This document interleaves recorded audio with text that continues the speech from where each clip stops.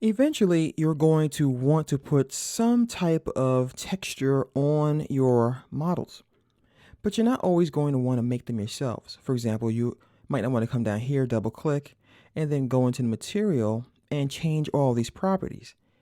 Instead, you might have a job that requires rubber or glass, something quick. So we can then use something called a content browser to help us out with that, which contains presets. So I'm going to go ahead and double click on the presets. And just like a regular computer interface, you'll have your back button to go backwards, forwards, click on home to go to your hard drive, and that kind of stuff. So let's take a look at some of the really cool stuff inside of the folder here. So I'm going to double click on light, and we see we have some materials in here. We have dirt layers, we have fire, glass, effects, all kinds of stuff that can really speed up your workflow. And we're going to be visiting some of these and making some of our own in the project to follow later on. So let's go ahead and explore. I'm going to go to the metal category. And we have some cool stuff in here. For example, car paint. So I'm going to go ahead and drag that right on down here so that I can always access it, and I can always double click on it and change the parameters if I need to modify it. So as you can see, you can also use this as a way to study how to build your own textures. So you can look at the colors and you can see all of the stuff that the people at Maxon did to create this texture. I'm going to go ahead and just drag it right onto my object, and I'm going to do a quick test render. So we have this nice car paint, glossy blue. To make things a little easier to see, I'll just go ahead and drop a light, just so we can see the effects more clearly. And I'll zoom out and bring this light a little further up. All right. Now let's go ahead and try something else. I'm going to go backwards. I'll go to liquids this time, and let's go ahead and throw some water on here.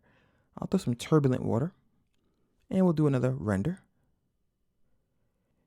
And we even have the displacement on our texture. Now let's go ahead and take a look at the objects manager. Now every time we drop in a new texture or surface or something from the content browser, it will populate this list here next to the sphere. Now we can, of course, delete these by hitting delete on our keyboard. And if you just want to have one material here and don't want to have a whole list, simply go to your material manager and drag one right on top of the previous one, and it will replace it like so. I'm going to go back to the content browser, and let's drop on some ocean water. Take a look at what that looks like. Well, that's pretty cool. Now, don't forget, you can also double click on these and change some of the parameters yourself. So for example, we can see we have some kind of texture on here, but I'm going to go to where it says color, and I'm going to just play around with it. And I'm going to create my own blue ocean. Maybe make it a little lighter. You see, the things inside of the content browser give us the ability to have like a starting point, and we can modify them at will. And you can even use them for things other than what they say. For example, this would make a really cool bowling ball. All right, a nice watery bowling ball. So I'm going to go back again, and let's see what else we have in this list here. Ice and snow. Very cool category. I'll just throw some snow on there. We'll wait for it to render inside of our viewport, and we'll see what it looks like. Nice ice planet. You want to go ahead and do your own Star Wars planet Hoth, feel free.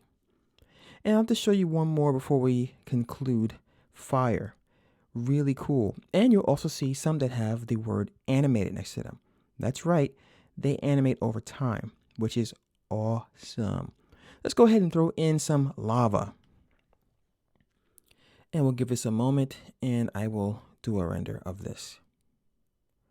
So you can do your own planet or your sun and that kind of stuff.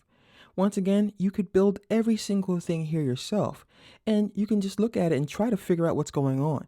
For example, you could probably start off with a very hot, bright yellow, maybe throw on a little noise map, a little bump map, and so on.